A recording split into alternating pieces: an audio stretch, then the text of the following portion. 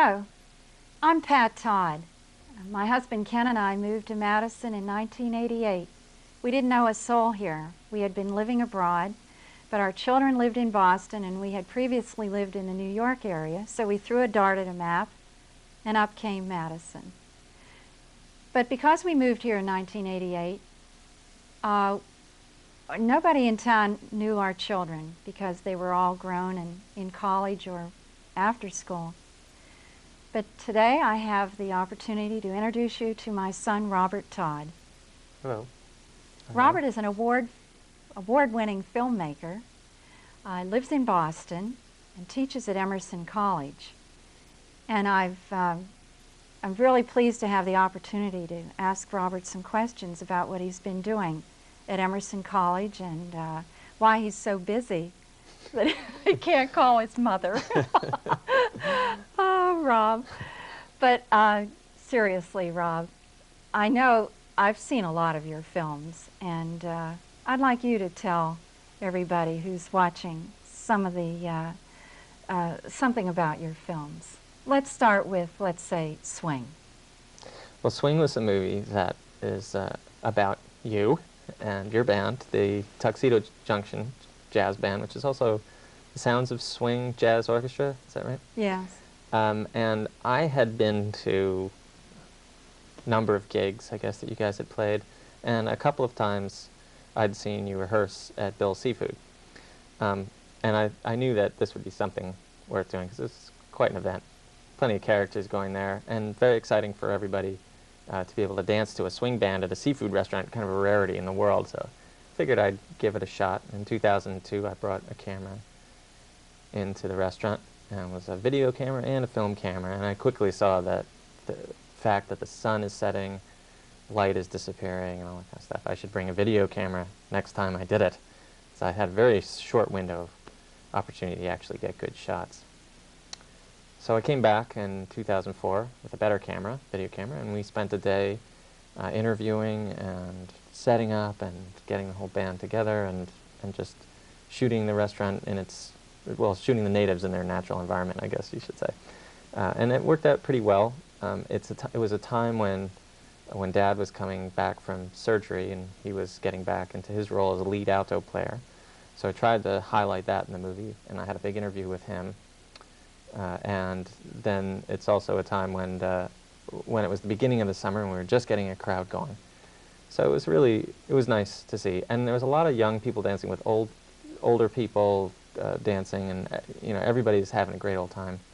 And I really wanted to show something about how much fun people were having with this old-time music that, if it weren't for bands like your band, would kind of just be something that was way, way in the background in people's lives. They wouldn't really have a chance to see how exciting the music can be for people. And you and Dad had met under musical conditions, as I say, and our whole family has been musically oriented, and it's been really great and a big part of our lives. So it was nice to be able to have one audiovisual focus that could bring forward the family legacy in a certain way and show you guys off at your best. So that's what it did. I thought that was the idea, and that's what it is, a 17-minute long video.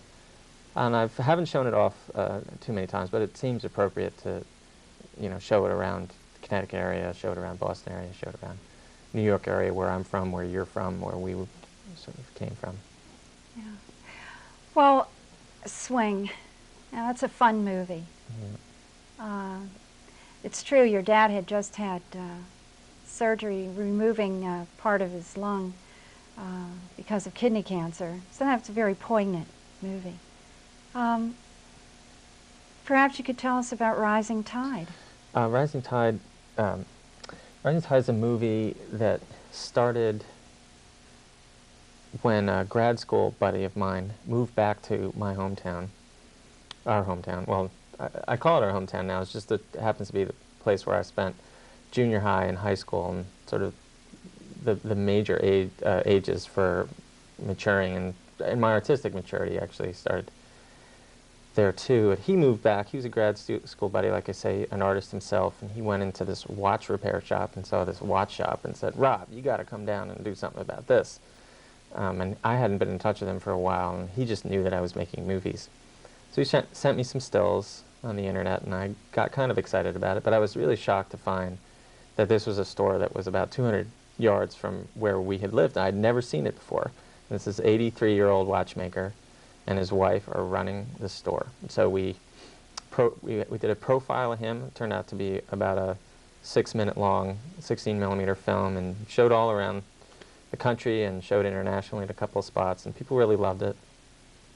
So we said, hey, we got to do something more about this. So we made a piece that was longer and really included a broader topic, which is really the struggles of merchants and craftsmen that have sort of old-time crafts that have really been struggling as technology has changed. One of the guys we moved on to was a shoe repairman, and his big change was that people are making sneakers and throwaway shoes, and he's having a real struggle keeping his business going. The watch repairman has an obvious problem now with the kinds of watches that there are, and less the demand for services like his as people use disposable goods. But also rising rents are kind of making it really difficult for people to maintain their businesses, let alone start them.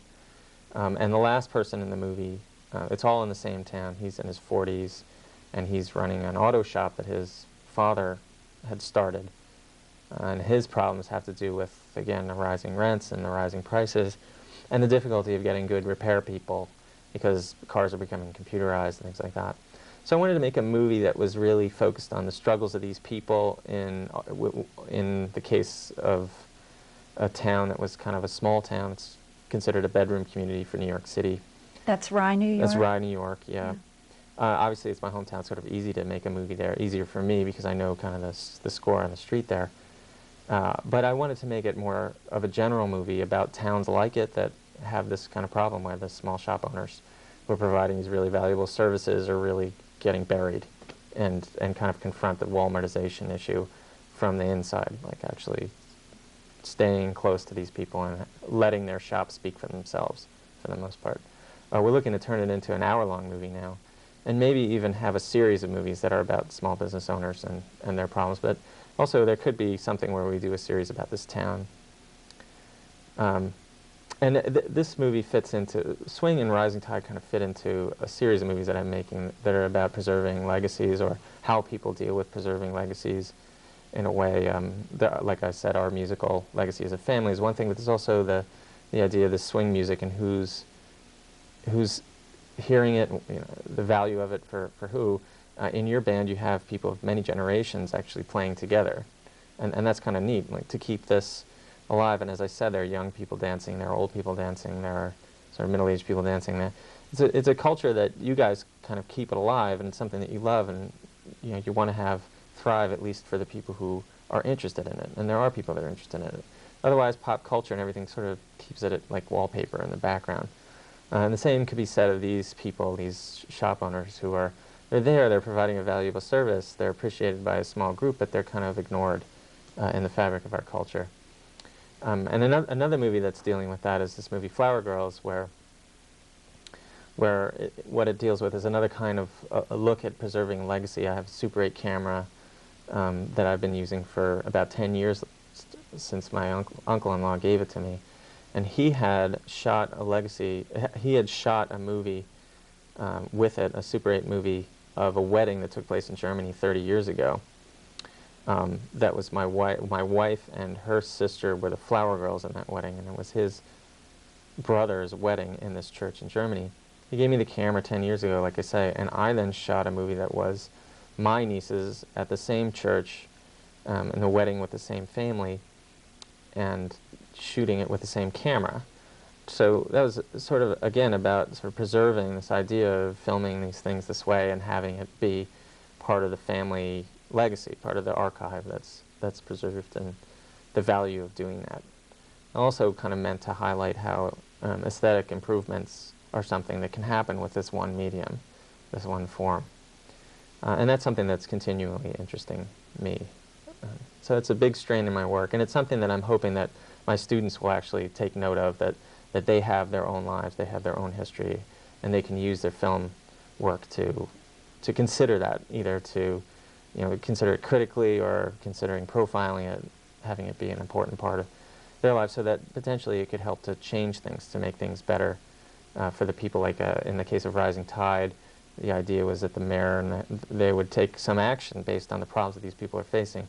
And with Swing, one of the reasons in actually trying to promote it and push it forward is that my dad did die of kidney cancer, and he's recovering from this surgery, and here he is making it, but he's struggling the whole time to make it back make it back into his life. And I do hope that in some way this piece can be useful in the sort of fight to keep the pressure on to develop new research for kidney cancer, and help out people who are in a position where they can see can see it as somebody who is struggling and living a life at the same time.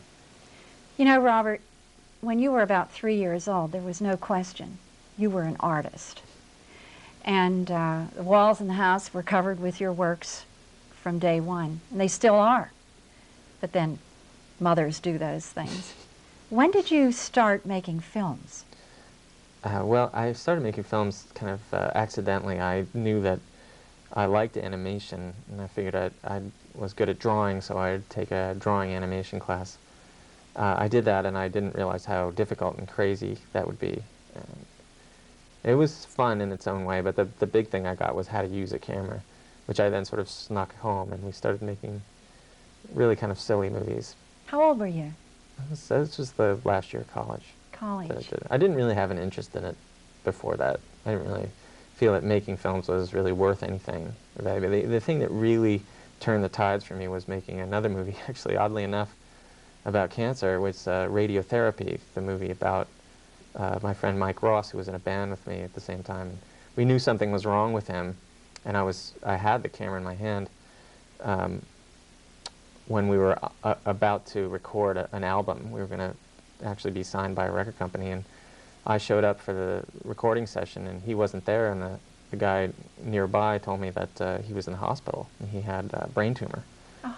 So we went through radiation together. I moved in with his family and used my Super 8 camera, and we basically made a movie while he was enduring his radiation therapy, which ended up curing him. And we made a movie about the experience, what it was like for him to have this sort of double vision and these strange emotions and live under the terror of this radiation. In fact, it's funny that cancer is also this funny theme in my movies. It's not touched on often, but Lost Satellite was my first 16mm movie. That's right. And that was about Ray, your twin's death from a brain tumor, yeah. And what it was like to experience that from a distance, not knowing him very well, and finding out what you were going through and what you had been through. Right. And living with a man who'd really had this tumor his whole life. Yeah. So that strain in movie making that movie, Radiotherapy, changed the tenor of how I considered films. Started taking it very, very seriously after that point. I remember an early film that you made. Your film was more like an artwork, where you did a lot of splicing.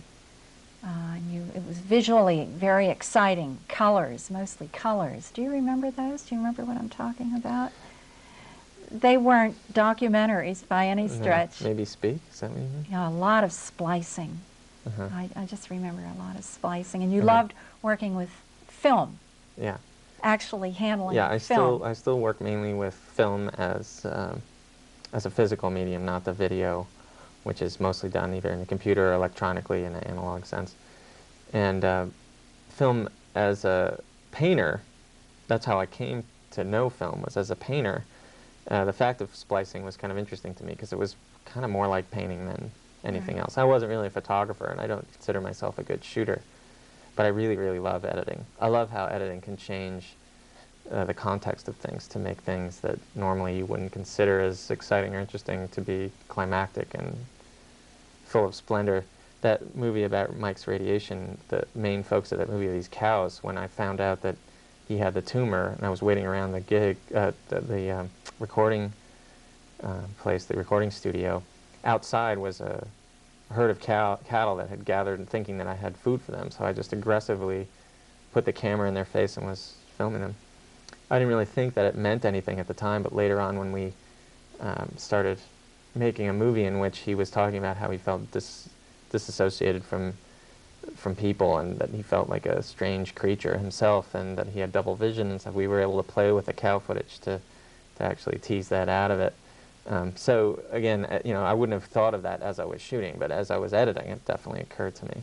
And it still happens to this day. The last movie that I made, I have all this footage in there that I would never in a million years have imagined would be as powerful as it is, just because of the context that it's placed in.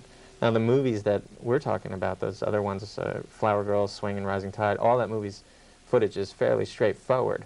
But the thing about editing is it's also knowing about editing and learning and just constructing movies that way rather than relying on the mise-en-scène and the full picture to tell the whole story. It really helped me to make Swing, for example, because I walked in there with one camera, I had one day to shoot, and we had to construct these songs out of some camera work that, you know, had to be exciting in some way.